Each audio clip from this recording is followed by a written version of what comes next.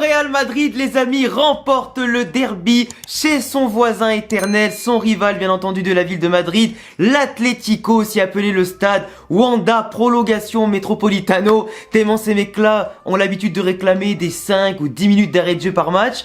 On a gagné un derby qui a été électrique, bouillant, sous haute tension, autant bien sûr en dehors du stade que dans le stade. Des gens qui ont voulu en dehors du stade critiquer Vinicius, faire des cris de singe, faire les racistes, etc.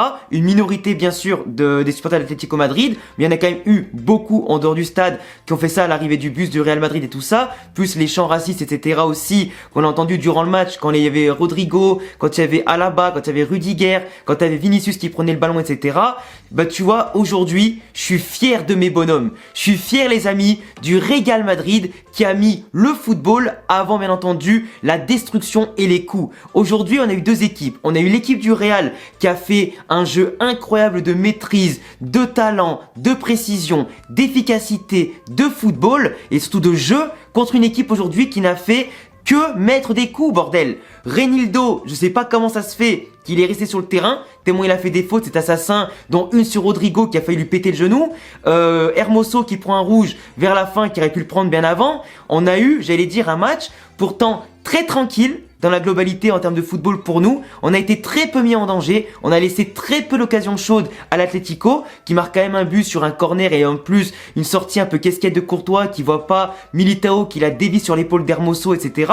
Donc on a failli les relancer sur les 10 dernières minutes sur un but un peu casquette sur Propriété, mais pour le coup le match était entièrement maîtrisé. Mais encore une fois, je suis très fier des joueurs du Real Madrid qui sont rentrés dans le match avec beaucoup d'intensité, un peu trop d'énervement à mon goût, je pense par rapport à tout ce qu'il y a eu bien sûr dans l'ambiance, dans la côté du match, tout ce qu'il y avait autour de ce match-là, ce derby et les polémiques autour de Vinicius.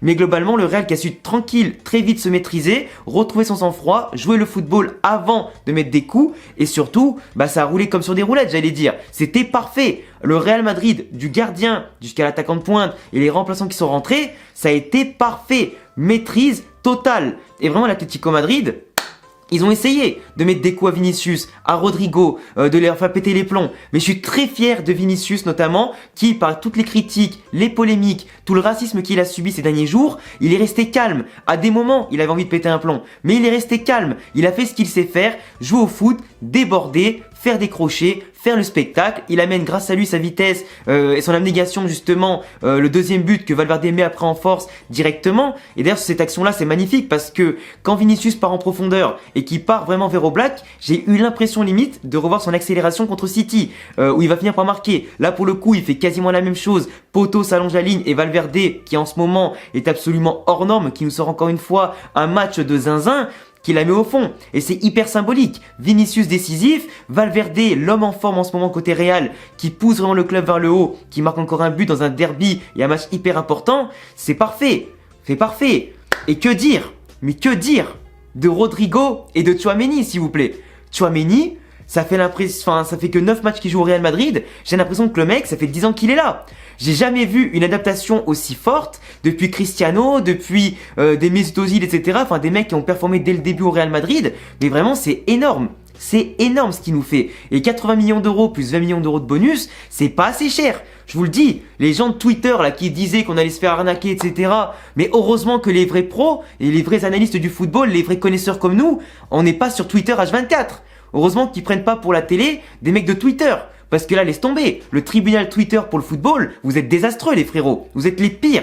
Et vraiment, heureusement qu'il reste des mecs comme nous, qui sont pas des footix avec les pieds sur terre, pour analyser correctement des joueurs qui viennent chez nous. Et pour analyser les matchs aussi.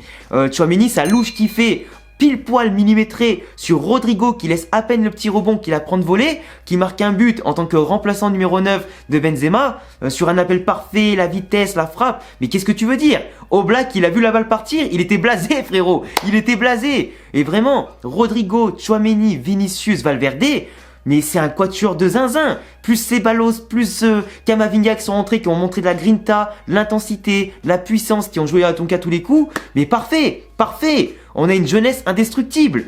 Des jeunes plus des cadres qui en veulent, qui veulent des titres, qui sont partis cette année pour tout gagner. Et je vous le dis, cette année, je pense que la Liga, entre le Real et le Barça, il y aura plus de 100 points chacun par équipe. Parce que là, pour le coup, je vois pas qui peut nous arrêter. On prend 3 points à l'extérieur sans Benzema sur l'Atlético Madrid en les battant 2-1. Dans un match qu'on a quand même beaucoup plus maîtrisé, on a quasiment pas eu de frayeur. Je veux dire, on montre une sérénité, on montre une telle puissance, une telle facilité technique. Mais qui peut nous battre en fait? Et les titulaires et les remplaçants, il y a une belle rotation aujourd'hui qui se fait, même si à mon sens, les changements ont été faits un peu tard chez nous. Globalement, on est invincible. Vraiment, le Real Madrid est invincible. Sinon, globalement, sur l'ensemble du match, certes, au début, l'Atlético Madrid, avec son 3-5-2 qui se transforme en 5-3-2, nous a mis un peu la pression, nous a poussé à avoir un bloc bas. Mais pour le coup, ils étaient stériles dans la possession, les occasions. Griezmann, Félix, etc. Alors Griezmann, on l'a plus vu que Félix, qui lui était esselé, qui était mal entouré, qui touchait très peu de ballons.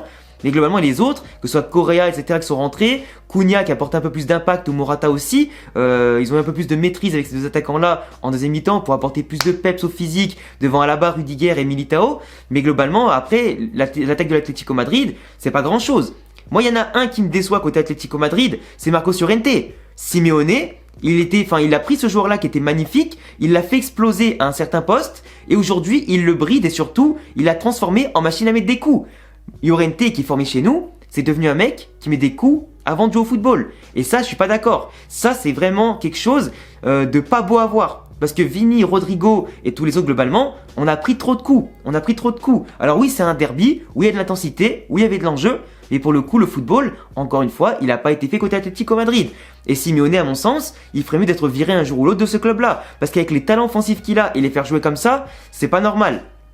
Mais globalement, le Real, Courtois, à part sa boulette et la sortie mésentente avec Militao, il a été au top. Militao qui revient de blessure, au top du top. Je pensais qu'il allait manquer de rythme, pas du tout. Serein dans les duels, rapide, efficace, propre à la relance. Rien à dire. Alaba, pareil. Carvajal aujourd'hui, offensivement, défensivement, il était au top. Il s'est même régalé avec du coup les petits sauts sur Griezmann, petites louchettes, etc. Il s'est régalé. Milieu de terrain, Tchouaméni, Modric. J'ai l'habitude de dire Casemiro, excusez-moi. Ils ont été au top. Kroos et Modric, ils ont assuré le tempo, les temps forts, les temps faibles. Ils ont récupéré beaucoup de ballons. Ils ont fait courir l'Atlético Madrid. Ils étaient tranquilles, comme avec des tongs sur le terrain. C'était parfait. Tchouaméni, j'en ai déjà parlé tout à l'heure. C'est comme si ça faisait 10 ans qu'il était ici. Ferland Mendy, j'ai failli l'oublier. Très bon physiquement, mais il prend un carton jaune un peu bêtement. Remplacé par Rudiger, qui a fait une très belle rentrée aussi pour assurer, verrouiller tout ça. Mais Mendy, par contre, techniquement, c'est celui, parmi tout le 11 de départ, qui est le moins bon techniquement. Et ça se voit qu'il perd aussi beaucoup de ballons sur des passes faciles. On a des phases de possession. Il prend le ballon. Des fois, il veut trop dribbler, jouer dans l'axe, etc., faire des petits crochets. Et après, il fait une relance plein axe dégueulasse et on perd le ballon. Donc, des fois, je le trouve un peu juste techniquement. Il faudrait vraiment qu'il passe au moins 1 ou 2 caps là-dedans. Ça serait bien. Après, sinon, on attaque. Vinicius, il a fait taf. Rodrigo, comme on pourrait l'appeler, il était incroyable. Asensio et Ceballos qui sont plus rentrés pour défendre plus qu'autre chose. Parce qu'on était avec un bloc plus bas, on souffrait un petit peu vers la fin du match. Enfin, souffrait, c'est un grand mot. On jouait plutôt les contres, on laissait l'adversaire venir vu qu'on était tranquille. Mais globalement, le match a été énorme. L'arbitre a été dépassé parce qu'il y a eu quand même beaucoup de fautes. Très peu de joueurs sanctionnés par rapport aux fautes qu'il y a eu. Et surtout des fois des fautes dangereuses. Mais bon, c'est en tout cas l'intensité qu'on a retrouvée d'un derby. Et pour moi, globalement, il n'y a rien à dire. J'avais dit qu'on gagnerait sur un but d'écart. Et je crois que j'avais même dit 2-1 dans mon débrief. Dans mon avant-match, pardon. Donc ceux qui l'ont vu, vous pouvez me dire ou pas si j'ai raison, mais en attendant, je suis très content parce qu'en ce moment, mes pronostics, que ce soit en termes de buts marqués, etc., on est plutôt pas mal. J'aurais bien aimé quand même que Vinicius y marque pour pouvoir faire sa petite danse, etc. Au final, il l'a fait sur le but des autres, mais magnifique. Et en tout cas, j'ai vu aussi que beaucoup de joueurs en Europe, quand ils ont marqué, ils ont fait une petite danse, dédicace à Vinicius, puis des posts sur Instagram en le taguant dessus. Donc en tout cas, c'est magnifique de voir la solidarité aussi, ce combat qui se fait et qui doit se faire contre le racisme aussi. Et pour moi, le Real a fait ses devoirs. 9 matchs toutes compétitions confondues, 9 victoires. 3 matchs sans Karim Benzema, 3 victoires aussi. On a fait le plein. On peut maintenant aller à la trêve, l'esprit tranquille, et revenir après ça avec toutes les forces en présence pour gagner la Liga et la Ligue des Champions cette année. Donc en tout cas les gars, je vous laisserai me dire en commentaire ce que vous avez pensé de ce match-là. Je vous laisserai aussi bien entendu me dire globalement ce que vous pensez du résultat de notre première phase, en tout cas avant la trêve. Est-ce que vous pensez qu'on peut aller loin avec cette équipe? Et puis je vous laisserai vous abonner, cocher la cloche, me laisser un petit pouce bleu bien entendu, et vous n'oubliez pas de vous abonner à Twitch, Instagram et Twitter qui s'affichent ici et en description. À bientôt les amis pour prochaine vidéo. Ciao les frérots.